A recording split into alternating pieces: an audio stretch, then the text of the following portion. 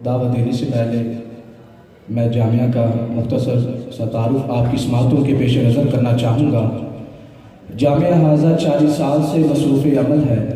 جامعہ حاضہ میں قرآن پاک کی تعلیم کا سلسلہ جاری و ساری ہے اور الحمدللہ سلسلہ وار ترقی کی منازل طے کر رہا ہے۔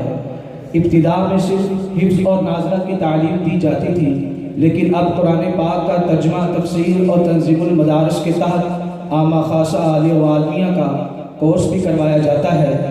اس کے ساتھ ساتھ طالبات کا تعلیمی سلسلہ بھی جاری و ساری ہے۔ ان کو تنظیم المدارس کے مرتب شدہ نصاب کے کورس کروائے جاتے ہیں۔ طلباء اور طالبات کی رہائش اور طعام کا انتظام بھی مدرسہ کے ذمہ ہے۔ الحمدللہ جامعہ حاضہ میں کئی شعبہ جات کام کر رہے ہیں۔ شعبہ حفظ القرآن، شعبہ گردان اور شعبہ درس نظامی۔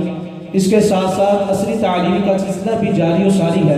ثم الحمدللہ آج جامعہ ایک متحرک اور فعال ادارے کی شکل میں خدمت دین کا فریضہ سر انجام دے رہا ہے۔ جامعہ کی تمام رونقیں استاذ الحفاظ الحاج الحافظ القاری محمد بشیر احمد جماعتی رحمۃ اللہ تعالی علیہ کے اخلاص، تقوی اور فکر کا نتیجہ ہے، اور ان کے ساجدگان بھی اپنے والد گرامی کے اس مشن کو لے کر چل رہے ہیں۔ یہ انہی کی محنتوں کا نتیجہ ہے کہ آج جامعہ بام عروج تک پہنچا ہوا نظر آتا ہے، اور انہی کی محنتوں کے نتیجے میں گزشتہ سالوں کی طرح اس سال بھی 12 حفاظ کرام نے قرآن پاک کو حفظ کرنے کی سعادت حاصل کی ہے۔ دعا ہے کہ اللہ رب العزت ان کا سایہ ہمارے سروں پر تا دیر قائم و دائم رکھے، اور رب لم یزل سے دعا ہے کہ اللہ رب العزت جامعہ حاضہ کو دن دگنی رات چگنی ترقی عطا فرمائے، اور قبلہ استاذ گرامی کا مشن قیامت تک جاری و ساری رکھے، آمین۔ ہم درے یار پہ سر اپنا جھکا لیتے ہیں، ہم درے یار پہ سر اپنا جھکا لیتے ہیں، سچ بتانا ارے دنیا تیرا کیا لیتے ہیں، جب نہیں ملتی کہیں سے بھی سکون کی دولت، جب نہیں ملتی کہیں سے بھی سکون کی دولت، تیری محفل تیرے دیوانے سجا لیتے ہیں، گنبد خضرا خدا تجھے سلامت رکھے، گنبد خضرا خدا تجھے سلامت رکھے، دیکھ لیتے ہیں تجھے پیاس بجھا لیتے ہیں۔ حضرات، اب میں آپ کے سامنے ایسے مقرر اور خطیب کو دعوت سخن دینے کی آرزو رکھتا ہوں جن کی آواز سینوں میں اپنا آشیانہ بنا لیتی ہے، دلوں کو اجاگر کر دیتی ہے، احساسوں کو بیدار کر دیتی ہے۔ ان کے الفاظ میں ان کا دل سلگتا اور خون بولتا ہے، ان کے جملے دریائی لہروں کی طرح رواں دواں ہوتے ہیں، اور اپنی زور بیانی سے مجمع کو ہلا کر رکھ دیتے ہیں۔ وہ شعلہ کی مانند بڑکتے اور بجلی کی طرح کڑکتے ہیں، ان میں پکار اور للکار دونوں ہیں۔ میری مراد حضرت علامہ مولانا پیر سید محمد عرفان شاہ صاحب مجددی ہیں۔ میں اس شعر کے ساتھ دعوت دیتا ہوں، اپنا معیار زمانے سے جدا رکھتے ہیں، اپنا معیار زمانے سے جدا رکھتے ہیں، ہم تو محبوب بھی محبوب خدا رکھتے ہیں۔ میں قبلہ شاہ صاحب سے نہایت ادب اور محبت سے التماس کرتا ہوں کہ آپ تشریف لائیں اور اپنے کتاب سے ہمیں مستفید فرمائیں، اور شاہ صاحب کے آنے سے پہلے بآواز بلند نعرہ لگا کر اپنی محبت اور عقیدتوں کا ثبوت پیش کریں۔ نعرہ تکبیر، نعرہ رسالت، نعرہ تحقیق، نعرہ حیدری، نعرہ غوثیہ۔ الحمدللہ الحمدللہ رب العالمین، حمد الشاکرین، افضل الصلاة و اکمل السلام علی سید المرسلین، اما بعد فاعوذ باللہ من الشیطان الرجیم، بسم اللہ الرحمن الرحیم۔ قال رسول اللہ صلی اللہ علیہ وسلم، فیقولان نم کنومۃ العروس، او کما قال، صدق اللہ العظیم۔ وصدق رسوله النبي الكريم ونحن على ذلك من الشاهدين والشاكرين والحمد لله رب العالمين. إن الله وملائكته يصلون على النبي يا أيها الذين آمنوا صلوا عليه وسلموا تسليما. الصلاة والسلام عليك یا سیدی یا رسول اللہ وعلی آلک و اصحابک یا درود پاک بابا سے بلند پڑھ لیں. الصلاۃ والسلام علیک یا سیدی یا رسول اللہ وعلی آلک و اصحابک یا سیدی یا حبیب اللہ.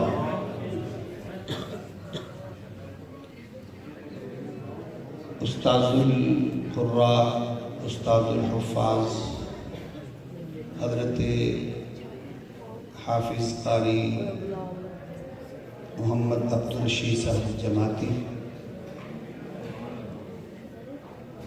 استاذ الحفاظ حضرت قاری حافظ عبدالحمید صاحب جماعتی،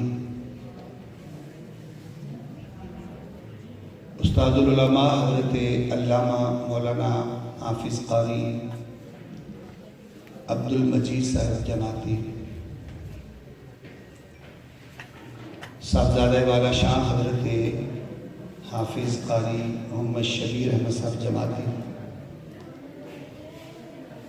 اور آج کی محفل کے نقابت کے فرائض سر انجام دینے والے نقیب محفل پروردہ آغوش ملائک حضرت صاحبزادہ مولانا حافظ قاری محمد عمر صاحب جماعتی، معزز علماء کرام، نعت خوانان شیخ لسان، آج کی یہ سالانہ عرس پاک کی تقریب سعید جو کہ 4 نسبتوں کی حامل ہے، استاذ العلماء عالم بعمل حضرت حافظ قاری محمد بشیر احمد جماعتی رحمت اللہ تعالی علیہ، آپ کا عرس پاک ہے، اور حضور امیر ملت حضرت پیر سید جماعت علی شاہ شہنشاہ علی پور سیدہ شریف رحمت اللہ تعالی علیہ، آپ کا بھی آپ کے عرس کی بھی نسبت ہے، اور پیران پیر دستگیر روشن ضمیر حضرت پیر سیدنا غوث اعظم پیر عبد القادر جیلانی الحسنی والحسینی رضی اللہ تعالیٰ عنہ، آپ کا بھی عرس مبارک ہے. اسے قبلہ رسا قبلہ حافظ جی سرکار فرمایا کرتے تھے کہ بڑے پیر کی بڑی گیارہویں، اور چوتھی نسبت جو ہے، چونکہ جامعہ کا سالانہ یہ جلسہ دستار فضیلت بھی ہے، اور الحمدللہ 12 طلباء نے حفظ قرآن کی سعادت حاصل کی ہے، اور یہ سلسلہ قیامت تک انشاءاللہ جاری و ساری رہے گا. میں ہی نہیں بلکہ جیسے کئی اور احباب یہاں بھی موجود ہیں جنہوں نے خود بھی پڑھا، ان کے بڑوں نے بھی پڑھا، کے بچے بھی انہی سے پڑھ رہے ہیں. تو یہ ہمارا استاد خانہ ہے، ان کے بڑے بھی ہمارے استاد ہیں، چھوٹے بھی استاد ہیں، اور آگے جو چھوٹے ہیں وہ بھی استاد ہیں. تو جس طرح یہ بڑے اور چھوٹے، اس طرح ہمارے بچے بھی ان سے پڑھتے ہیں، تو یہ سارے ہمارے استاد کے استاد ہیں. اللہ تعالیٰ اس خاندان کو جو دعا حضرت پیر شاہ جماعت علی شاہ علیہ رحمہ کی ہے اور حضور غوث پاک کی نظر کرم ہے اور قرآن پاک کا فیض ہے، اللہ کو جاری و ساری رکھے۔ یہ جو عرس پاک کی محفل ہے، یہ ہم ہر سال عرس پاک کی اس تقریب میں حاضر ہوتے ہیں اور ہم کیا کرتے ہیں، عرس منانے کے لیے آئے ہیں۔ عرس بولے ہیں، عرس یہ تقریب عرس کی ہے اور عرس میں آئے ہوئے ہیں، اللہ کے ولیوں کا عرس ہے، قادریوں کے شہنشاہ حضور غوث پاک کا عرس ہے، آفتاب نقشبندیت حضرت شاہ پیر جماعت علی شاہ کا عرس ہے اور میرے قبلہ حافظ صاحب کا عرس ہے، اور یہ عرس کی محفل میں ہم بیٹھے ہوئے ہیں۔ عرس کا معنی کیا ہے؟ عرس کا معنی ہے خوشی۔ کیا معنی ہے؟ خوشی۔ عرس کا معنی ہے شادی، عرس کا معنی ہے ولیمہ، عرس کا معنی ہے آرام، عرس کا معنی ہے فرحت، عرس کا معنی ہے راحت۔ یہ لفظ عرس جو ہے یہ حدیث پاک سے ثابت ہے، اور جو عرس کی تقریب ہے یہ ساری کی ساری تقریب قرآن اور حدیث سے ثابت ہے۔ ہمارے عرسوں میں ڈھول نہیں بجتے، باجے نہیں بجتے، گانے نہیں گائے جاتے، ناچ گانے نہیں ہوتے، ہمارے عرسوں میں قرآن کی تلاوتیں ہوتی ہیں۔ آقا علیہ السلام کی بارگاہ میں گلدستہ نعت پیش کیے جاتے ہیں، عرسوں میں ہم ایک دوسرے کو ملتے جلتے ہیں اللہ کی محبت میں، اور قرآن پڑھا جاتا ہے، اور جس صاحب عرس کی بارگاہ میں ہم بیٹھے ہیں ان کی قبر کی زیارت کی جاتی ہے، اِسالِ ثواب ہوتا ہے۔ یہ سارے کا سارا حدیث اور قرآن سے ثابت ہے۔ ایک بار آپ بولے سبحان اللہ۔ جو عرس ہے ہر اللہ کے ولی کے 3 عرس ہوتے ہیں۔ کتنے ہوتے ہیں؟ آج میں تھوڑا سا آپ کو سمجھا کر بات کرنا چاہتا ہوں۔ ہر اللہ کے ولی کے 3 عرس ہوتے ہیں اور 3 مرتبہ عرس کی محفل ہوتی ہے۔ وہ 3 عرس کیسے ہوتے ہیں؟ پہلا عرس اس کا اس وقت ہوتا ہے جب ملک الموت اس کی روح کو قبض کرنے کے لیے آتا ہے۔ اچھا، اگر آپ کو یاد ہو تو میں نے عرس کا معنی کیا بتایا تھا؟ خوشی، شادی، ولیمہ۔ اور آپ کہتے ہوں گے یہ کیسا ہے کہ ملک الموت آ رہا ہے اور جانے والے کا عرس ہے، اس کے لیے خوشی ہے۔ حضرت بلال حبشی رضی اللہ تعالیٰ عنہ جب وصال کا وقت آیا تو ان کے اہل و عیال قریب بیٹھ کے رونے لگے اور رو کر کہنے لگے ہائے غم، ہائے غم، ہائے غم۔ تو حضرت بلال نے فرمایا یہ کیا کہہ رہے ہیں؟ ہائے غم، ہائے غم نہ کرو۔ پوچھا پھر کیا کرے؟ کہو واہ خوشی، واہ خوشی، واہ خوشی۔ انہوں نے کہا آپ پر نزا کا وقت ہے، قریب المرگ ہے، موت کا وقت قریب ہے، کسی وقت کی روح قبض ہو سکتی ہے، یہ تو غم کا لمحہ ہے۔ آپ نے فرمایا غم کا لمحہ نہیں، یہ خوشی کا لمحہ ہے۔ پوچھا یہ خوشی کا لمحہ کیا ہے؟ کہا ادھر میری روح قبض ہوگی، ادھر میں قبر میں جا کر کملی والے مصطفیٰ کی زیارت ہو جائے گی۔ پہلا جو عرس ہوتا ہے، پہلا عرس اللہ کے نیک بندوں کا، مومن کا، اللہ کے ولیوں کا، وہ نزا کے وقت ہوتا ہے جب ملک الموت روح قبض کر رہا تھا۔ دیکھیں جب بندہ پیدا ہوتا ہے تو وہ روتا ہوا ہوتا ہے، وہ رو رہا ہوتا ہے۔ نہ روئے تو ڈاکٹر پریشان ہو جاتے ہیں کہ روتا کیوں نہیں۔ اس پر بے شمار حدیث ہیں کہ وہ شیطان چھیڑتا ہے، اور ہر بندے کے پیدا ہونے کے ساتھ ایک ہمزاد پیدا ہوتا ہے، شیطان پیدا ہوتا ہے، وہ ایک علیحدہ موضوع ہے۔ وہ روتا کیوں ہے؟ میں آیا، آپ آئے، ہم روتے ہوئے آئے، کیونکہ جس دیش میں ہم تھے وہاں سے آنا نہیں چاہتے تھے،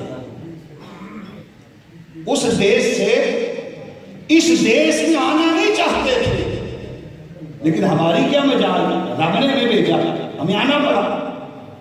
آنا کیوں نہیں چاہتے تھے؟ تو جو صوفی لوگ ہیں انہوں نے کہا اس لیے آنا نہیں چاہتے تھے کہ وسط ہاسے پردست ناسے تیری چوک دیا سے پاسے۔ اچھا جسے سمجھ آئی بس وہ سبحان اللہ کہے۔ صوفی لوگ کیا کہتے ہیں کہ جب یہاں کے آنے سے پہلے کیا تھے، وہاں پر تھے عالم ارواح میں، تو عالم ارواح میں کیا کرتے تھے؟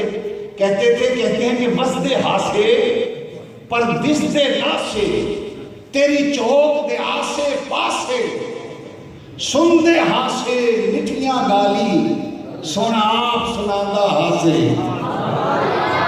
اس نفس شیطان پلید چا کیتا اسی اصل پلید تے ناسے۔ وہ کیا کہتے جب وہاں تھے تو یار کے پاس تھے، جب یہاں تھے تو محبوب کی بارگاہ میں تھے، جب وہاں تھے تو سونے کے پاس تھے، تو جب وہاں سے یہاں پہ آئے تو روتے ہوئے آئے۔ لیکن جب ہم یہاں سے جاتا ہے، جب مومن جاتا ہے، کبھی کبھی آپ نے دیکھا ہوگا کہ اس کے چہرے پر مسکراہٹ ہوتی ہے، وہ ہنستا ہوا جاتا ہے، لوگ رو رہے ہوتے ہیں لیکن وہ ہنستا ہوا جاتا ہے۔ وہ ہنستا کس لیے جاتا ہے؟ وہ اس لیے ہنستا ہوا جا رہا ہے کہ آج جائے گا تو کملی والے مصطفیٰ کی زیارت ہو جائے گا۔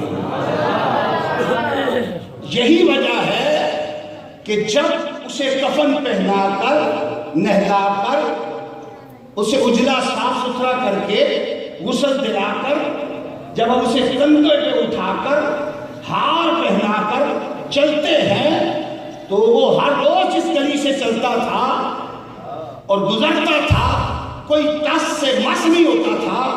آج جب 4 آدمی کندھوں پہ اٹھا کے جا رہے ہیں، اگر کوئی سائیکل پر ہے تو وہ رک گیا، موٹر سائیکل پہ ہے تو ٹھہر گیا، گاڑی میں ہے تو وہ رک گیا، اگر کوئی بیٹھا ہے تو وہ کھڑا ہو گیا، ہر کوئی اس کا احترام کر رہے ہیں۔ اس احترام کی وجہ کیا ہے؟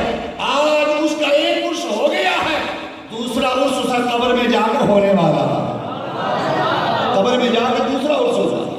وہ دوسرا عرس کیا ہوتا ہے؟ بات کو میں مختصر کرتا ہوں۔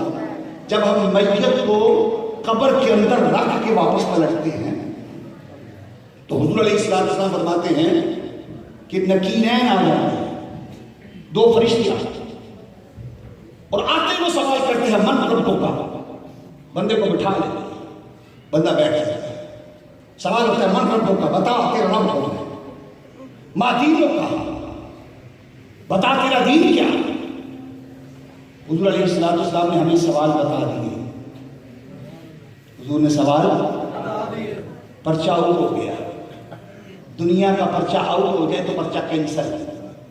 کملی والے مصطفیٰ نے پرچہ آؤٹ کیا تو رب نے کہا کملی والے تیری مرضی ہے، میں رب ہو کر بھی پرچہ کینسل نہیں کروں گا۔ پرچہ کینسل کیوں نہیں کیا؟ اس لیے کہ حضور نے بتا دیا من ربوں کا جب پوچھے تو کہہ دینا ربی اللہ، ماں دینوں کا جب پوچھے تو کہہ دینا دینی علیہ السلام، پرچہ کینسل نہیں۔ یا اللہ پرچہ کینسل کیوں نہیں؟ اللہ کہتا ہے اگلا جو سوال ہے نا، سارا پرچہ ہی وہ ہے، اور وہ سوال کیا ہے کہ قبر چاروں طرف سے بند، اندھیرا کو، عذاب من مٹی، ہر طرف سے اندھیرا، اور ادھر سے اسی قبر کے اندر سے بینی خوشبوئیں، ہلکی ہلکی روشنی، اور جب ہلکی ہلکی روشنی آتی ہے اور قبر والا جس کو قبر میں ہم لٹا لیتے ہیں، اور جب وہ شام کے وقت قبر میں جائے اسے لگتا ہے شاید عصر کا وقت ہے، فجر کے وقت بھی قبر میں اتارو لگتا ہے عصر کا وقت ہے، رات کے وقت بھی اتارو تو لگتا ہے عصر کا وقت ہے۔ وہ عصر کا وقت کیوں لگتا ہے؟ ادھر سے قبر میں رکھا جاتا ہے، ادھر سے میرے کملی والے مصطفیٰ کی سواری چلتی ہے۔ جب عصر کا وقت ہو تو سورج اس طرف ہوتا ہے، جب سورج اس طرف ہو تو عصر کا وقت ہوتا ہے، ادھر سے سراج منیرہ آتا ہے، ادھر قبر والا قبر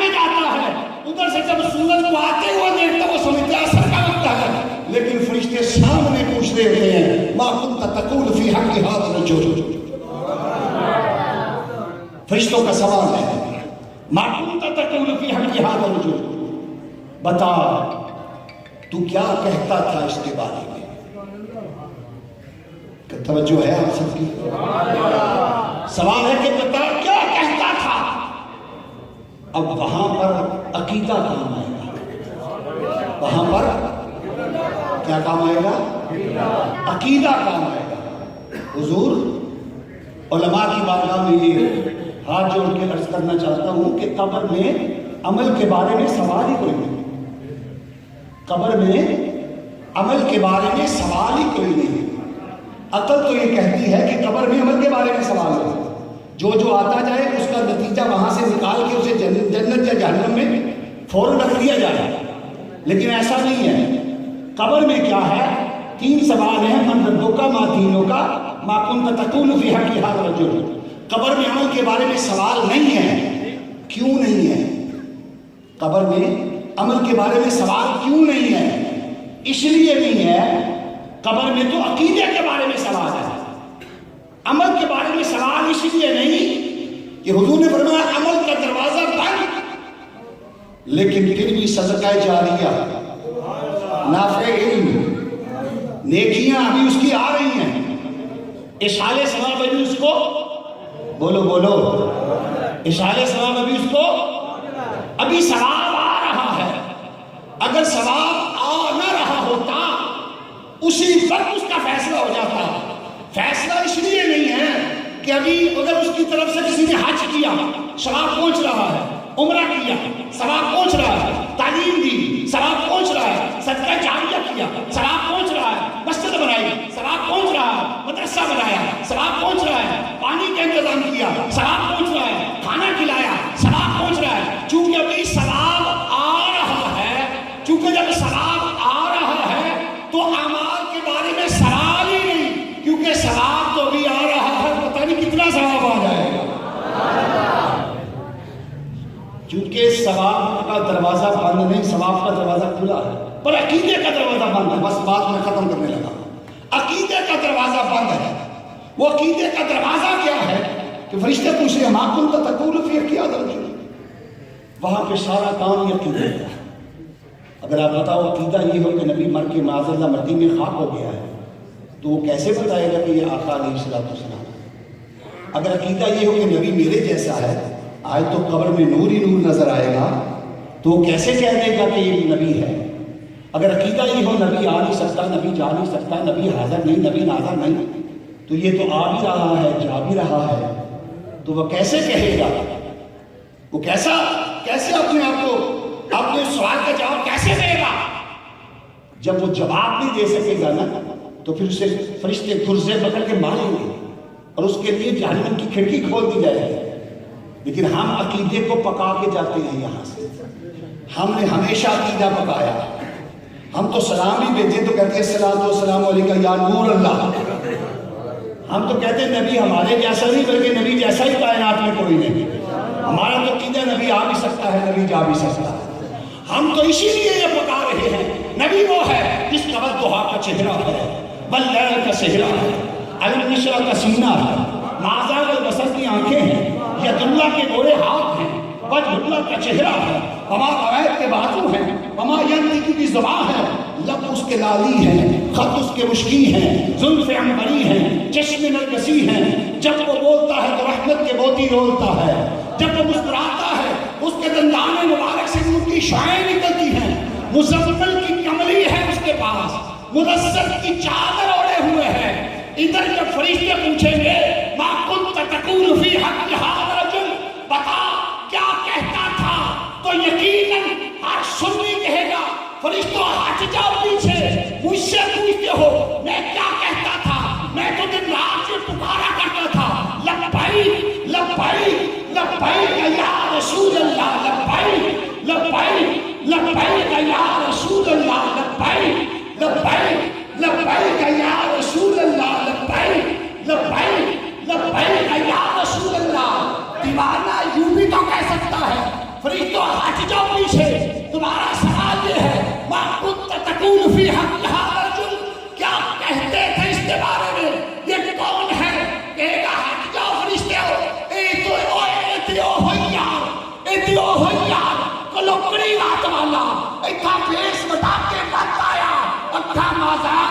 جبا پا کے تے موڈے تے کملی کرتا ہے.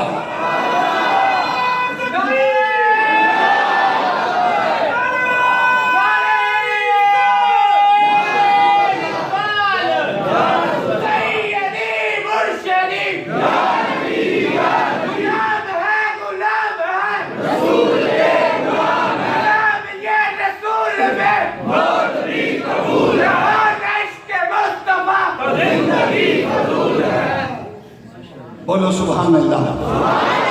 خود کے بولو سبحان اللہ. یہ بھی تو کوئی بعید نہیں کہ فرشتے پوچھ رہے ہوں ما کنت تکون فی حق ہذا رجل، بتا تو کیا کہتا تھا، یا بتا یہ کون ہے. میرا کملی والا خود فرمائے اے ولی تو ہٹو پیچھے، اس سے نہ پوچھو میں کون ہوں، میں نہ تمہیں بتاؤں یہ امیر المجاہدین کون ہے، میں تمہیں بتاتا ہوں کہ میرا غلام کون ہے. اور میرے آقا علیہ الصلوۃ والسلام کی حدیث، اور وہ حدیث کیا ہے کہ یہ یقین رکھیں کہ حضور قبر میں بھی ہمیں پہچانتے ہیں. حضور ہمیں جانتے ہیں. حضور جانتے ہیں. کیسے؟ حدیث پاک میں ہے میرے آقا علیہ الصلوۃ والسلام مکہ المکرمہ سے گزر رہے تھے، صحابہ ہمراہ تھے. حضور ایک پتھر کے قریب کھڑے ہو گئے. حضور نے فرمایا صحابہ اس پتھر کو جانتے؟ صحابہ نے عرض کیا اللہ اور اس کا رسول بہتر جان رہا ہے. میرے کملی والے مصطفیٰ نے فرمایا اس پتھر کو جان لو، یہ وہ پتھر ہے اعلان نبوت سے پہلے جب میں یہاں سے گزرا کرتا تھا تو یہ پتھر مجھے سلام کرتا تھا، یہ پتھر مجھے سلام کرتا تھا. مجھے بتاؤ میرا کملی والا مصطفیٰ جو پتھر کو نہیں بولا جو سلام کرے تو پتھر کو نہیں بولا وہ کملی والا مصطفیٰ اپنے سنیوں کو کیسے بول سکتے ہیں جو صلاۃ و سلام پڑھتے ہیں. سنیں جو میں نے حدیث پڑھی تاکہ وہ مکمل ہو جائے. جب جواب دے دیا جائے گا اور پہچان لے گا بندہ قبر میں حضور کی پہچان کر لے گا تو فرشتے کہیں گے نم کا نومۃ العروس. کیا کہیں گے؟ نم کا نومۃ العروس. اس عروس سے ہی عرس ہے. وہ کہیں گے سو جا سو جا. کیا کہیں گے؟ سو جا. اللہ کے ولی کو کہیں گے سو جا. اللہ کا ولی قبر میں سویا ہے، مویا نہیں. ہمارے ولی سوئے ہیں، موئے نہیں. وہ اور ہیں جن کے موئے ہیں، ہمارے تو فقط سوئے ہیں. اور اللہ کا ولی کو کہا جائے گا نم کا نومۃ العروس، سو جا سو جا. کس طرح؟ جیسے پہلی رات کی دلہن سوتی ہے. اگر عورت ہوگی مرد ہوگا اسے کہا جائے گا جیسے پہلی رات کا دلہا سوتا ہے. عروس کا لفظ دونوں کے لیے، مذکر اور مؤنث کے لیے. جیسے پہلی رات کی دلہن سوتی ہے، یہ پہلی رات کا دلہا سوتا ہے، ایسے سو جا سو جا. وہ سوئے گا نہیں. وہ کیا کہے گا؟ کہ کہے گا ارجو الی اہلی فاخبرہم، مجھے جانے دے، مجھے جانے دے. فرشتے کہیں گے کدھر جانے دے؟ کہے گا مجھے جانے دو، میں اپنے گھر جانا چاہتا ہوں. پوچھا گھر میں کیا کہو گے؟ کہا گھر جا کے میں یہ خبر دینا چاہتا ہوں کہ مبارک ہو، میں نے قبر میں کملی والے مصطفیٰ کی زیارت کر لی ہے.